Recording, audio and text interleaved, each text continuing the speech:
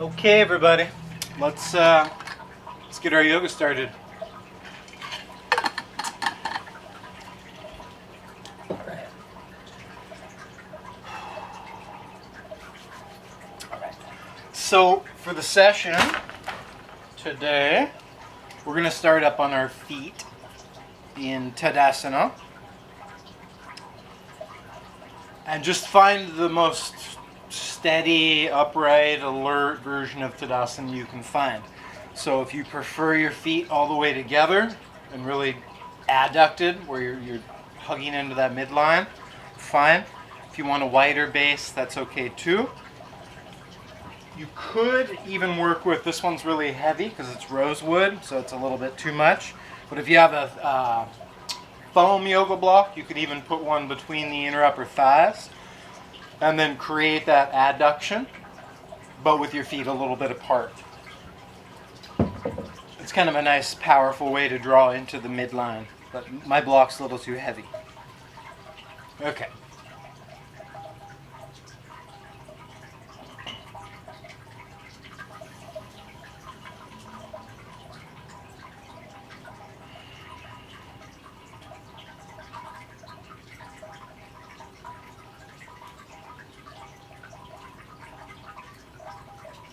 And then let's just try to make a pretty much an instant shift. Perhaps take just 1 minute to close your eyes.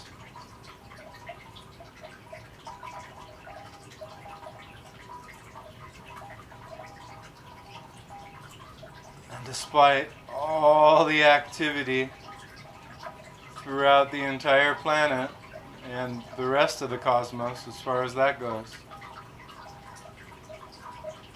see if you can tune into your immediate environment.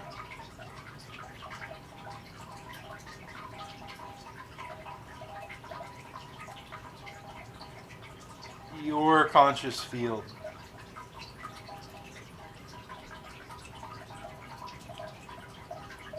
And particularly as it relates to your body.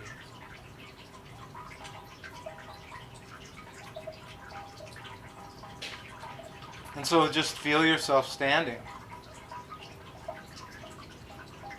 Feel pressure on your feet. Notice shifting weight, if it does shift.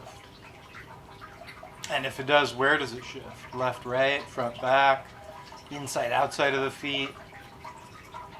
Can you feel a tendency coming on to sort of lean into one side? Or can you keep it symmetrical?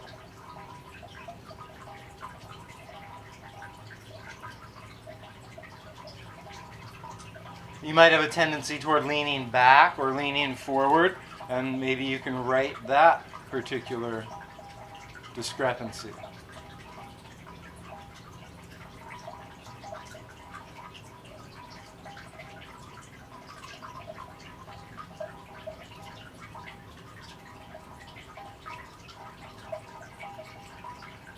Now, one little coaching cue that I've given a few times over the years, as it relates to Tadasana, is a cue that you can drop into down in your feet. And just kind of play with this for the next minute, then we'll get moving. So, assuming you have bare feet, I do think it's easier with bare feet, even sock-free. Really feel your feet grip into your mat. So 1, gravity just takes you there. But 2, a little more like your foot's a talon. And you're pushing down with the heels, pads, tips of the toes. And then the subtle cue is to feel like, and there's kind of like 2 overlapping cues you can play with. One is that your feet are like the talons I just mentioned, and you're starting to pick up your mat. Obviously, you're not actually picking it up, but you kind of feel like the arches engage, the foot engage, the hips really plug in, and your feet feel very dynamic, active, and integrated with the floor, with the mat. almost to the point where if you left to the ground, maybe the mat would come with you. That's the talon part. Now the secondary element to cue into, or that I'll cue and you can clue into, is to feel like the feet are very subtly, not actually, but they're starting to try to draw out, to turn toward 11 and 1. They don't actually spin, but you can feel again that recruitment in your glutes. So talon-like feet that if you floated, your mat might come with you, / feet that slightly turn out. Like my legs already feel like there's a lot of vigor running through them. The muscles are working. I feel it in quads, feel it in hips, glutes. I can really feel it in the intrinsic muscles in the feet. So just play with that last few breaths. Oh man, that feels really powerful.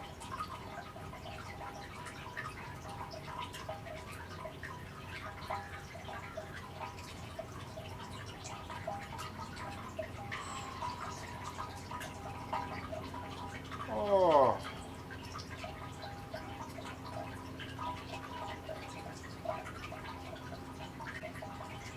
Let's bring the hands up to the heart and follow 5 deliberate breaths in and out through your nose.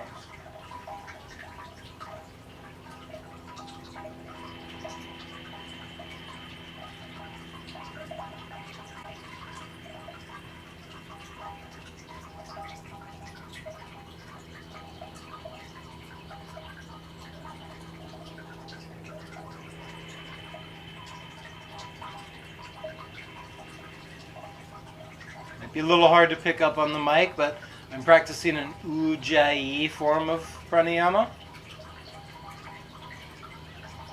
Just for these last couple breaths, you can do that or just find normal nostril breath, either way. The Ujjayi, it's more of a contraction through the back of your throat, the glottis, and there's a slight sound to the breath. In fact, you can really hear it the whole way through.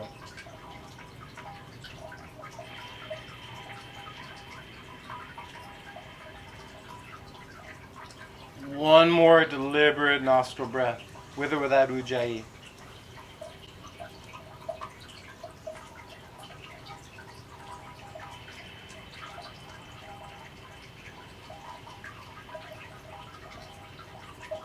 Awesome. So then from here, everybody, let's reach the arms outward and upward.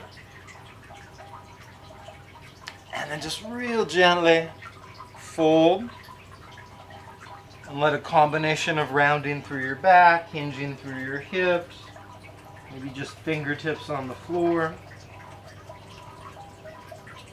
Oh. Now, we're going to hang here for about 5 to 10 breaths. We're going to put a little bend in the knees. Lots of release through the back of the neck. Even a little tuck with your chin if you want.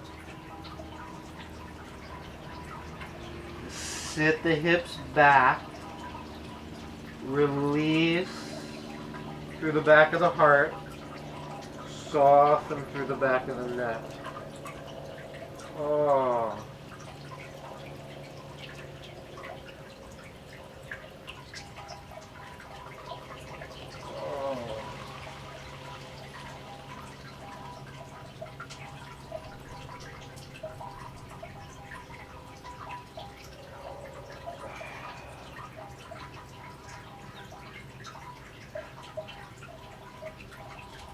One more full breath here, everybody. Just really in release mode, almost like a standing version of child's pose. And then slowly, slowly start from the tail, through your sacrum, through the lumbar spine, through the thoracic spine. Moving through the shoulders, neck, skull. Oh, gosh. Those roll-ups are amazing. We're going to try that one more time. So fix the hands to the heart. Sweep those arms out and up. Nice easy pace all the way down. with flexion with hip hinge. Fingertips to the floor. Some knee bend. Lots of release in the back of the neck, back of the heart. A little kind of release back and down through your hips.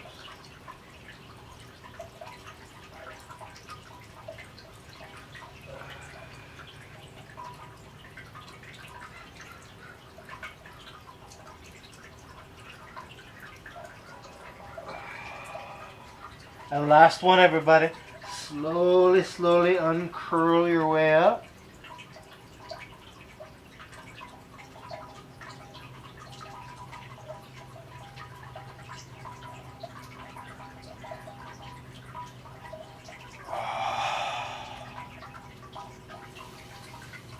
Oh, goodness. All right. Once you're up, let's roll the shoulders a few times. Forward, upward, backward, and downward.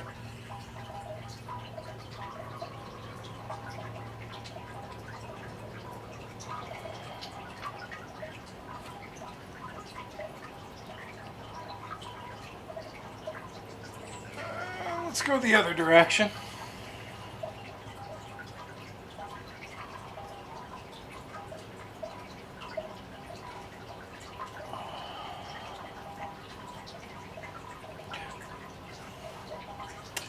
And then we've done this a couple times recently, but I want to just follow up with it. The forehand, backhand, like the letter X move. So take one arm. You probably started with your left. And move it through space like you're tracing one line of a kind of three-dimensional letter X. I also think of this as sort of like a forehand, probably a continental grip kind of forehand. Obviously one that's gone way off the court, but sort of a tennis stroke. Okay? Then you keep the same arm moving, but you do the opposite line of the X, essentially a backhand. Moving through space, presenting the back of your hand. Holding a sword. Oh man, these are so good. Okay, and then let's go to the new arm. So presumably you're heading to the right arm, but obviously whatever one you didn't do first. Presenting the front of the hand. And essentially creating just a diagonal line through space.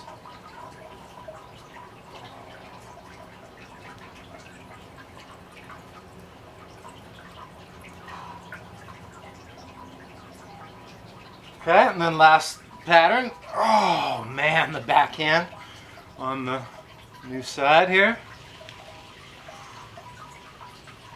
Last few.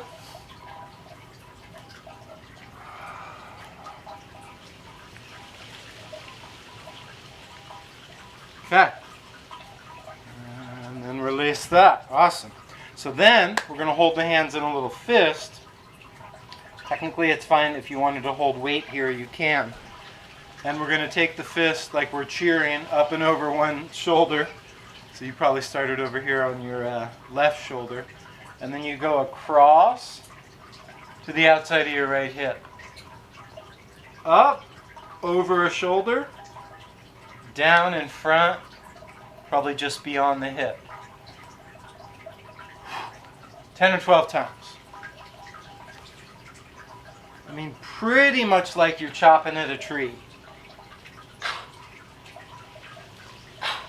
Right? There's the contact with the axe.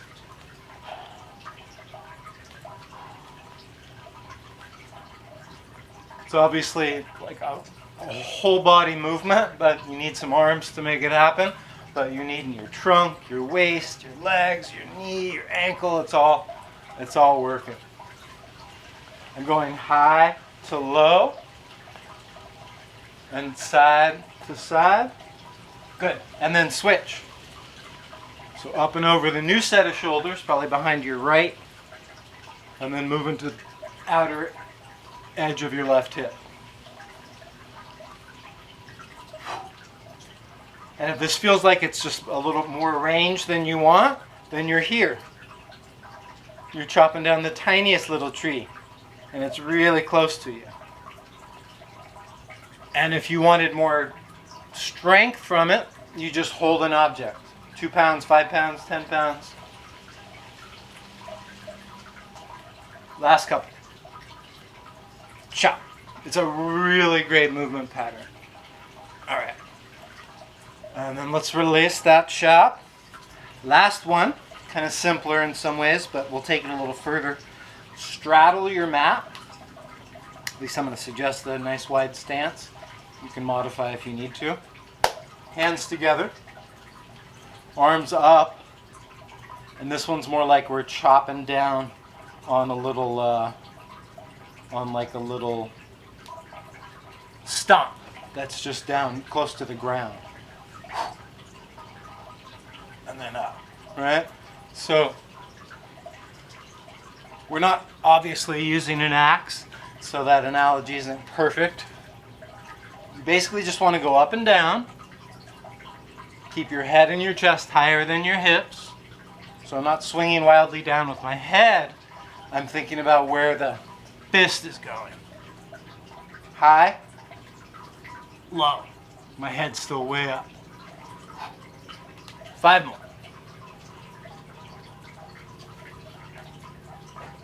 4 more.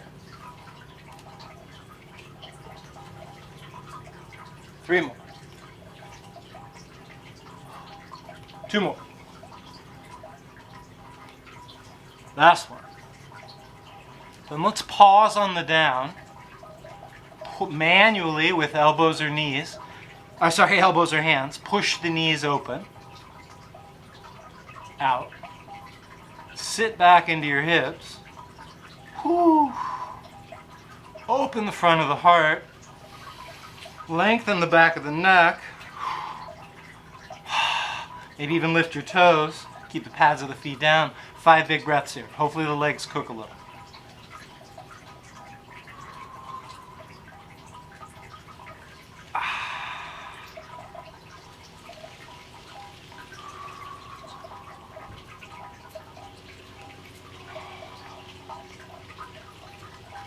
Last couple big breaths here. Stay in this nice wide, deep squat if you can. Come out if you need to. But if you feel warmth developing in your legs, like it literally feels like things are getting warmer, that's great. We're going for that. Whew. That's challenging. Okay. Oh my gosh. Let's find all fours. Oh, man. And from all fours, we're just going to do the hip rock, or we pull backward and come forward. And backward is where most of the action is to be found. And most of the stretch is to be extracted from the pose. I think most of you have this one down pretty pat, but it's still worth repeating again and again. This is just to clarify, no dog tilt, no cat tilt, just the table, hold backward. Alright? No dog tilt, no cat tilt, just slide this table backward and forward. That's it. And it's the backward part of the slide at some point, I think particularly if you're, deliberately trying to feel it out, you get some nice deep stretch in the inner upper thighs. You can feel some release in your low back. You feel traction in here. I think it feels amazing. And a lot of PTs really love this one too for low back therapy. So finish that last one. Oh, man, that feels good. Next. Now we're going into cat and dog tilt. So very intentionally, but round your back a little bit. You squeeze down your glutes, pull in and up through your belly, spread out through your shoulder blades. Gonna point the crown of the head down as the chin tucks in.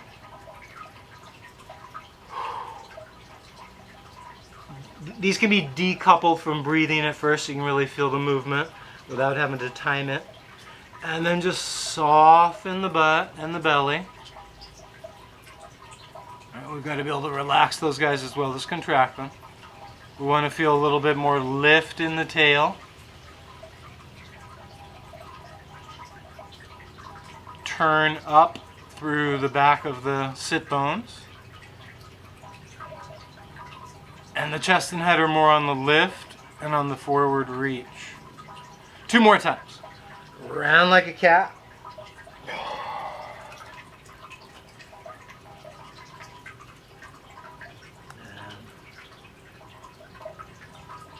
Arch like a dog,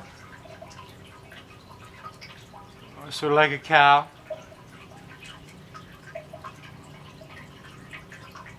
Oh man.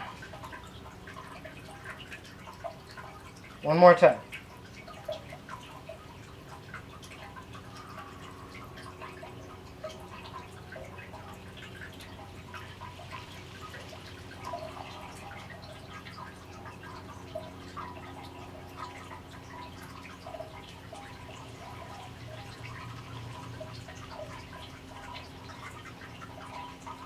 On this last one, everybody just sink the hips toward the feet.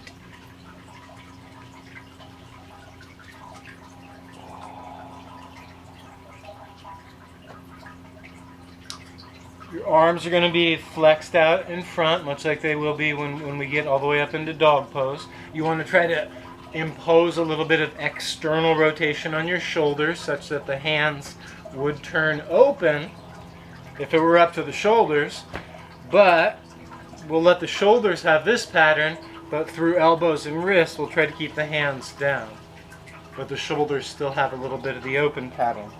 Then as we rise up to all fours, transition into tuck toes and off the knees, we try to sustain that shoulder pattern, now with all the extra weight and load that the shoulders have to bear. 5 big breaths here, everybody. Downward facing dog, Adho Mukha. Now, just the name alone implies, and you guys, I think, are all familiar enough with these poses to know that the dog pose here, the full Adho Mukha Svanasana, has elements of the dog tilt. There's a softer belly in dog pose. There's more relaxed glutes in dog pose. There's an upward lift through the tail. There's upward reach through the sit bones. Now, rather than full arch, it's got a little bit of the neutral table. It's kind of like a combination between dog tilt and neutral table, but obviously at this diagonal pattern. Now from here we're going to go into a lunge. Running out of room back there. Lift up one leg, either one. Bend that knee of the lifted leg and take one big step. Okay. And now from here, we've done this one many times, so hopefully you're getting pretty proficient at this movement, but again, it's one that's worth repeating many times a week. Just pushing and pulling through this lunge. Now if you needed blocks to support your hands, that's fine. If you can be on fists or palms, that's fine. Fingertips, no problem. Push in, pull in, push in, pull it.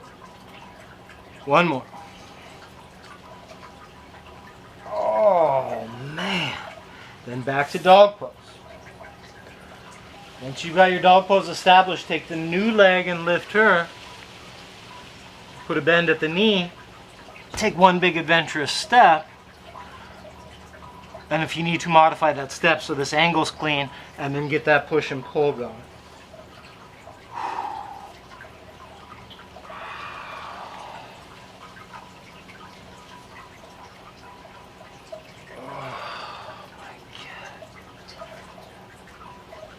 So just for further clarification, because we do tend to do this pose a lot, it's such a great move.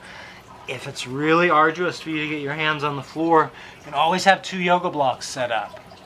That way you still have the advantage of being able to lean into the arms and kind of post up on them, but you don't have to be so low to the ground to make it all happen.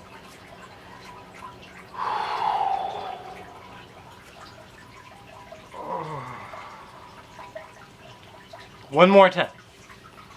Now instead of transitioning to dog, we're going to transition to plank.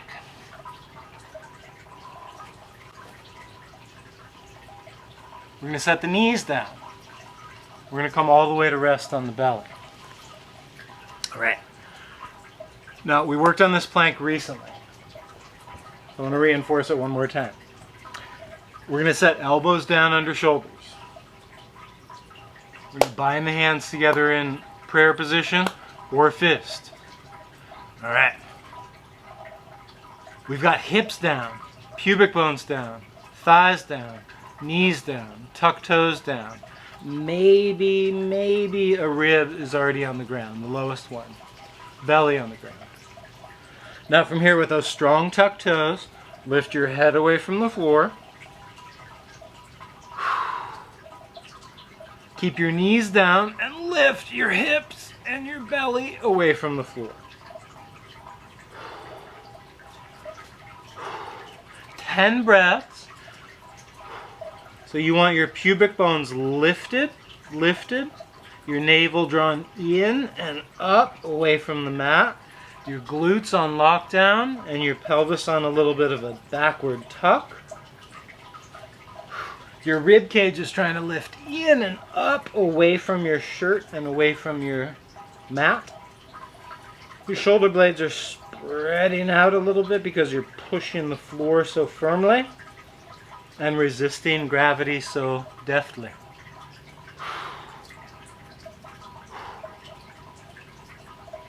All right, and then release. Let's try a side version of this, okay? So what we're gonna do is stack elbow under shoulder, take the fist so it faces off to the side of your mat instead of forward, and do a similar version, wherein the knee's going to stay on the ground, but we're going to lift up through the hips, right? So knees stay on the ground, lift up through the hips. Obviously we're working with the forearms too, so there's no wrist issues, hopefully, to have to be concerned with. We can just work these big, strong core trunk muscles. And then come down. 2 more times on this side. So make sure that the shoulder that you're kind of leaning into tucks into its socket and feels like it's in a nice, secure, stable position. Try not to muscle only with this shoulder, but rather use all these deep side muscles and lift up from there. Then we'll add the arm lift for this one. And release. Oh, last one. Only hitting 3, but nice solid side planks.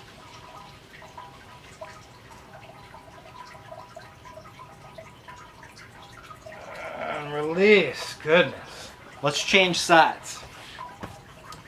So 3 good side planks, but supported by your knee, ankle, elbow, forearm, fist. Tuck in the shoulder, scoop up the hips.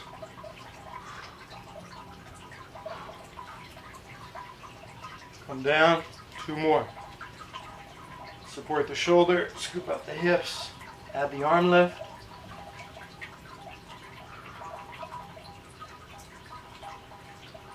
And then come down, last one, Vashisthasana.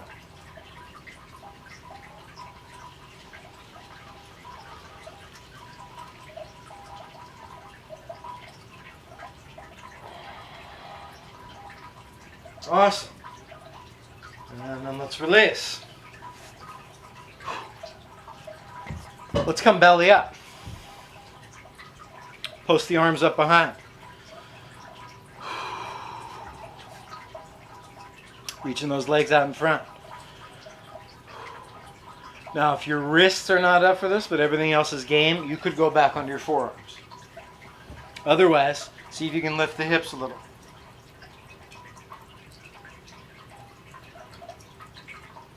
And then come down. Now again, like all of these, right, the forward down plank, side plank, and now up plank, you've got to have some adequate arm and shoulder strength. So it's really hard if that's not there. But at the same time, you don't want it to be all about that area. There are kind of other contributing muscle groups in your body. So try one more time, this up plank called Purvottanasana.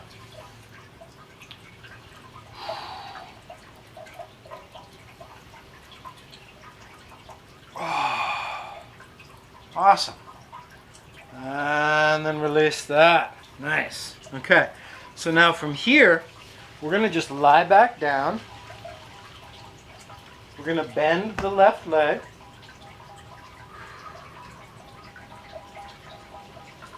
So we've got, just to clarify, one long leg on the floor. Most of you have the right one. One bent leg on the floor. Most of you have the left one.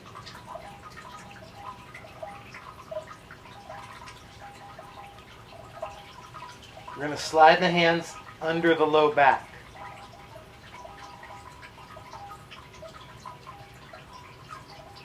And then lift your elbows. And lift your head and shoulders with as little change to the angle as possible. Release back down. 3 more times. So you lift.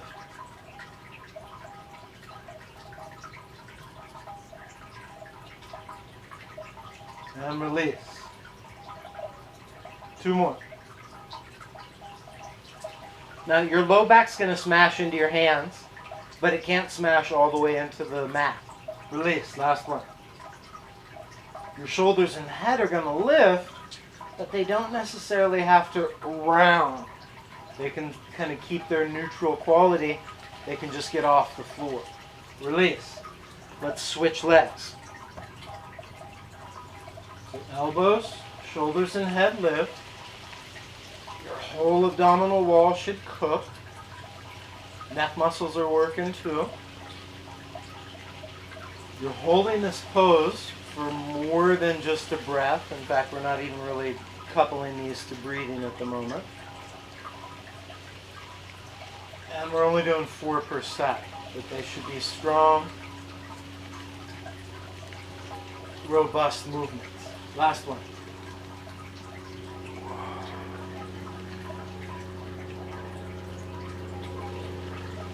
Oh man, let's release that. Let's hug both knees in. And let's rock up. All right. We're going to come back to all fours. Instead of doing the cat and dog and the rock that we worked on earlier when we were in all fours, we're going to get rid of a couple elements of support and see how the trunk does.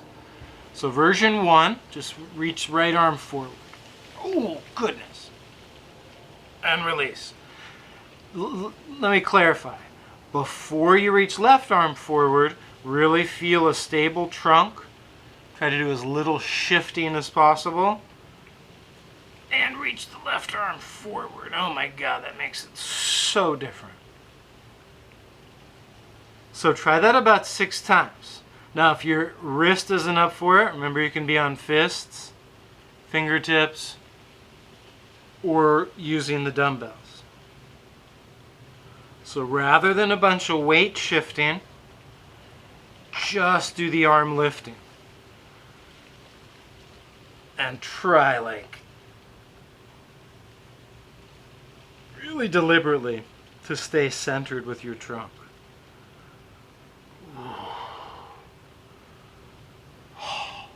One more per arm. Oh my gosh, that is good. All right. Now, we're going to try to get the same thing going with the legs. Oh, I can already feel just thinking about lifting one knee, I'm shifting my hips. All right. Got to try to stay on top of that. So hips are going to try to stay centered, and I'm going to reach one leg back and off the ground. Then release. And then you just want to switch legs. So steadfastly centered, reach back. Steadfastly centered, reach back. And you can feel when you reach a leg, your body's going to shift a little bit. But, you know, one of the whole elements of this particular exercise, the way we're adapting it, is just try not to shift. Oh, last one. Oh, man. Let's sit back on tucked toes.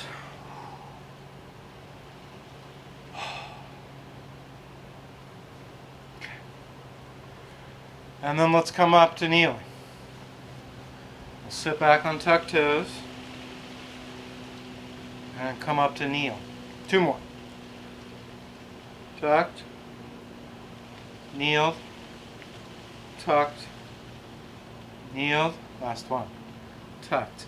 This time when you come up to kneeling, try to step all the way forward into a lunge.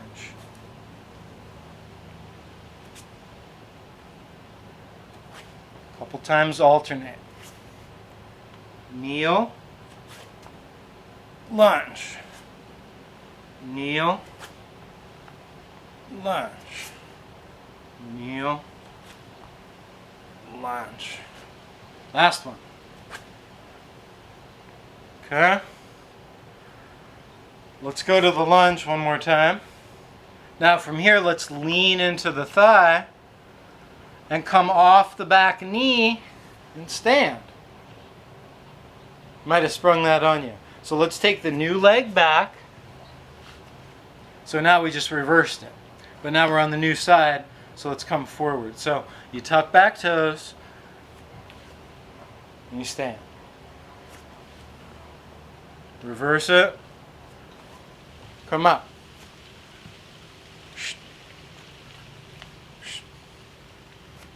So we're using the lunge as a big step, coming all the way down. Using the lunge as a big step, coming all the way up. Let's go back to kneeling. Let's go back to sitting. Let's go back to Purvottanasana. Post up on your hands or on your forearms. Lift your hips. Lift as high as you can for this one. From here, bring your feet flat on the floor and lift even more, because you got a different kind of fulcrum.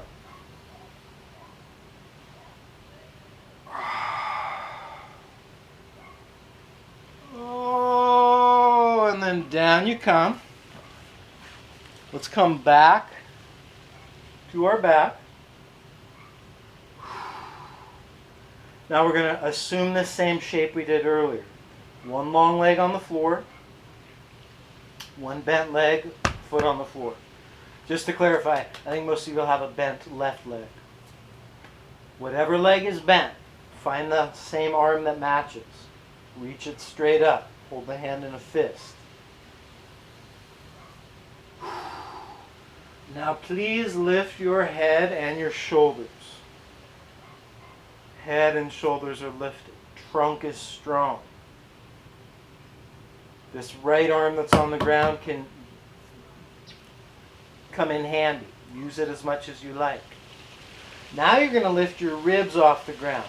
You might lean into your arm, come onto your elbow, get off your elbow, and now you're here. Okay? Let's come back to elbow, back to ribs, back to shoulder and head, and switch sides. Bend the new leg. Lift the new arm. Find support with the opposite arm. Lift head and shoulders. You might be leaning into the left arm a ton. Lean into elbow. Prop yourself up. Get off the elbow. Prop all the way up to sitting. And come back down. Elbow. Ribs. Shoulders, head. Release. One more time, side one. So on this one, everybody, you lift head and shoulders. And maybe you use your arm less for this one. And you just come, oh my gosh, that was challenging. Straight up at the ribs. But you use that arm if you need to. Let's come back down. New side. You lift head and shoulders. Use that arm if you need to, but maybe you can come just straight up without really using the arm. Let's come down one more time. First side. Head, shoulders, ribs. Now we're up again. Now, reposition this hand to the most strategic post you can find and see if you can come back to Purvottanasana. the lift of the hips. Woo. Down you come. All the way back you go. Switch sides.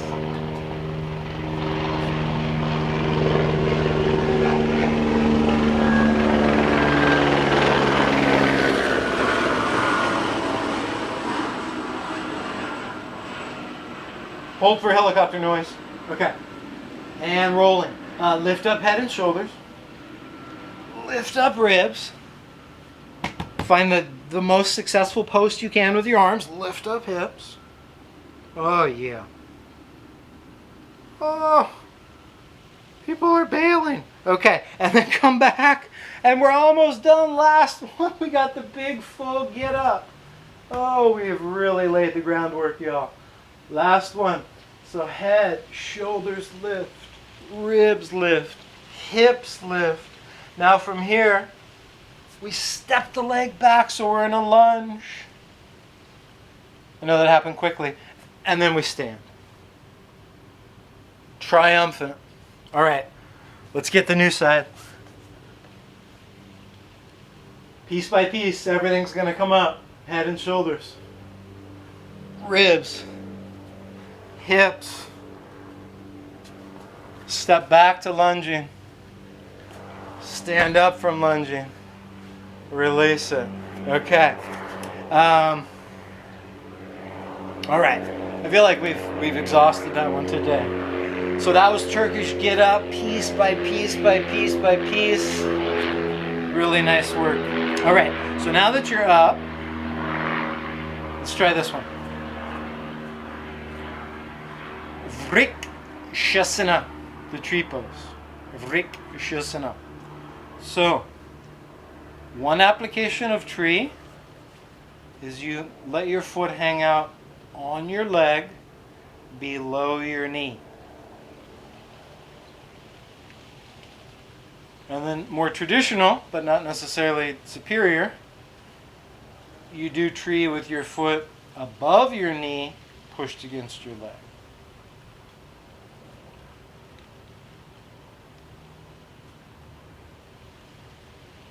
Steady the trunk. Try to really find that push into the midline. The leg pushes into the foot pushes into the leg. They make contact in the center so you don't bow out too much to the side. There's a technique called a drishti, which is a way to just use your eye gaze.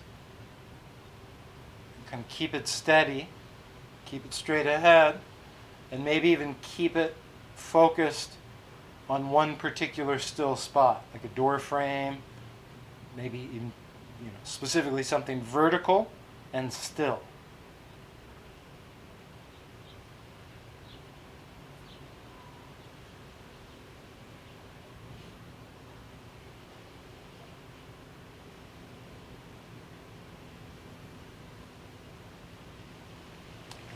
Last little piece of the tree pose, you can let the arms come up.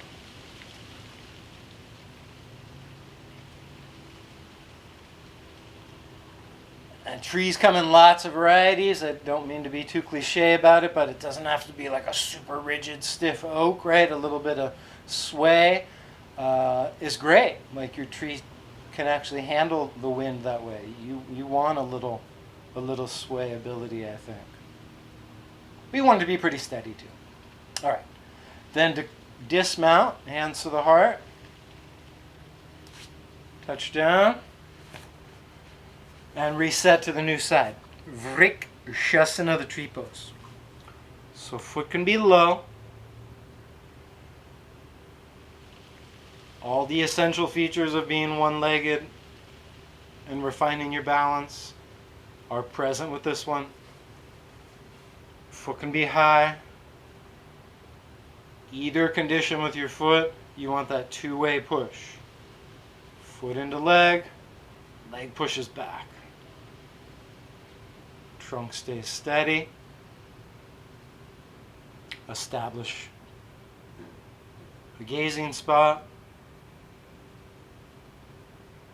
center the hands. And it feels like you want to modify it a little. Those arms can come up.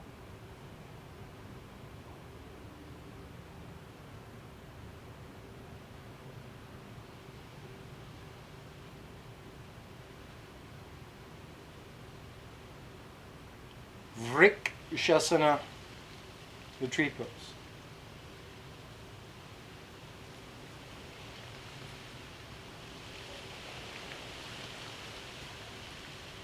Now to dismount, same style. Hands can come down. Touch down with your foot. And release. All right. So let's try one more balancing pose here. We're going to take the left leg and cross it over the right. So obviously that's reduced this to standing on one leg. You're crossed over instead of opened up. So if tree pose reinforces one-leggedness with external rotation, Gardiyudasana reinforces one-leggedness with internal rotation. Totally different.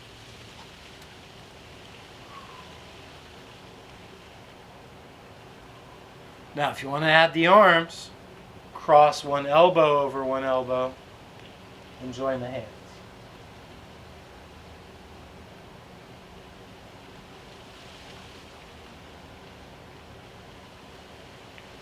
Three more breaths.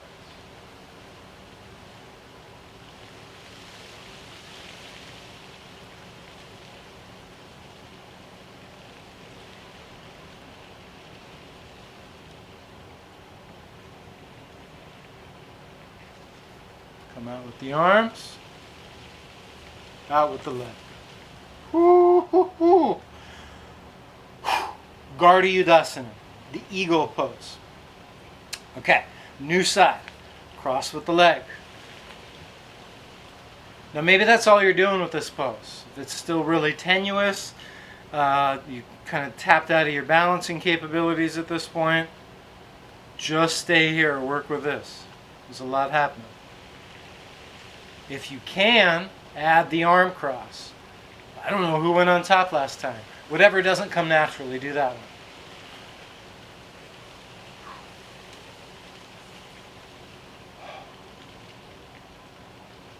Sit down into it. 3 concentrated breaths.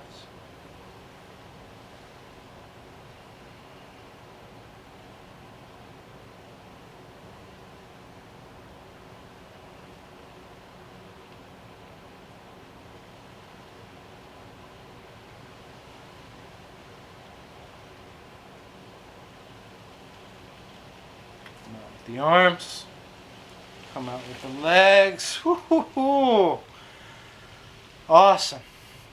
Then we're going to descend by finding a nice low version of a squat, which is kind of subjective, and everybody's low will be a little different.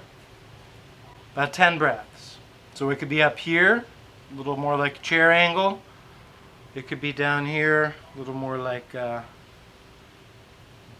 in yoga, this is malasana, and the chair is utkatasana. So you're either working your malasana squat, low to the ground, or your utkatasana. If you can get down to this one, get down to this one, because we're coming down onto the floor in about 20 seconds.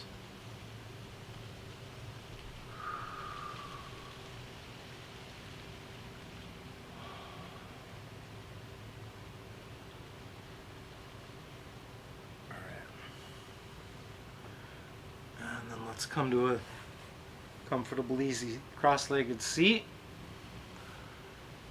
All right. Well, we covered so much big ground today. So we got, arguably the world's greatest stretch in. A nice full sequence, that pushing and pulling in our lunge. We got a full version of Dr. Stuart McGill's Big 3 movements for spinal support, which was a side plank, bird dog on all fours lifting a limb, and then the sit-up with the hands under the back. And then we worked our way into the Turkish get up, piece by piece, and then the big full move, which many PTs consider to be among the top 3 or 4 or 5 overall movements for usefulness, and hitting lots of different parts of the body. So anyway, we covered tons of ground today and then got a couple big balancing poses in. So let's come back onto our back.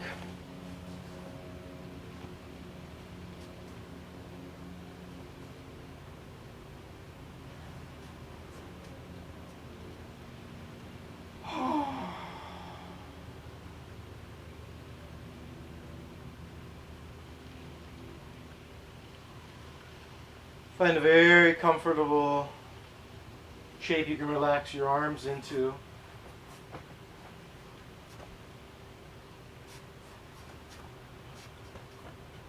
Let the legs relax.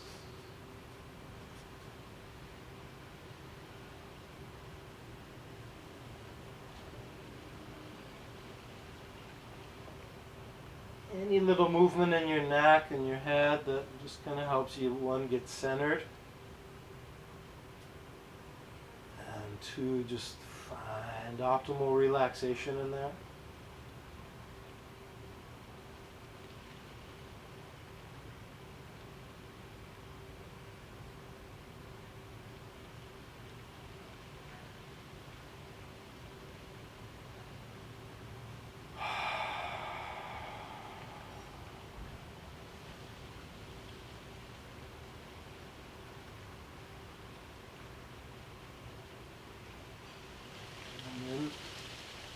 Just find 3, 4, maybe 5 full minutes where we can really just let go. We'll have the rest of the day to plug into all our activities and our to-do lists.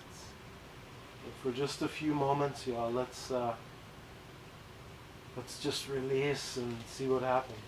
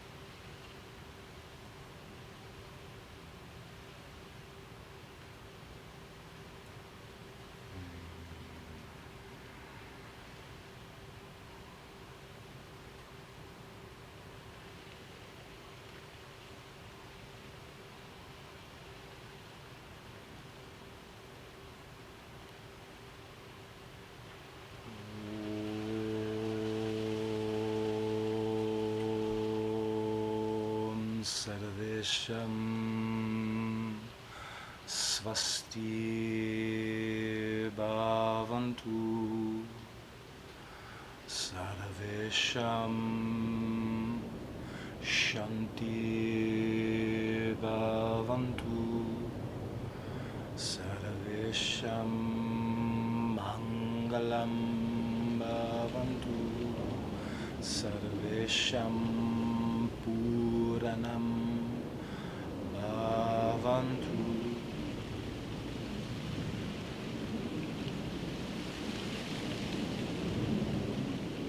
May all beings be happy.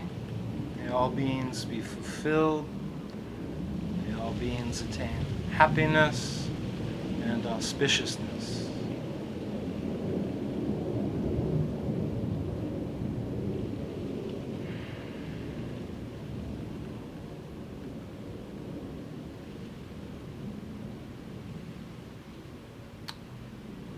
So please take your time, shifting gears and coming out of Shavasana.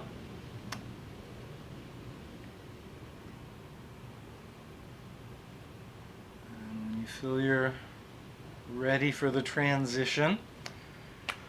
Come back up to a comfortable seat.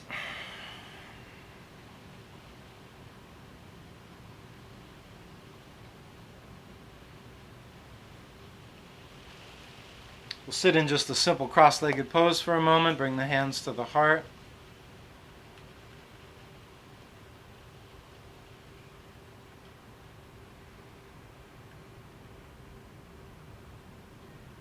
And just reconnect to a few full, comfortable, deep breaths in and out through your nose. And these can be Ujjayi breaths if you want to come full circle. That was an invitation at the beginning. Or they can just be traditional nostril breaths without the Ujjayi character.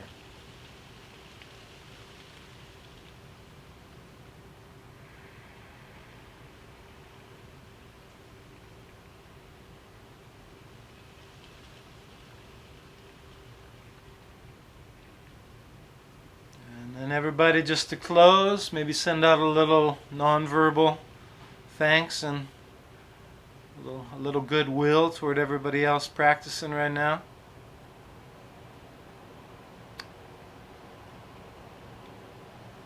In this virtual Sangha. Anyway, thank you all for coming. Namaste.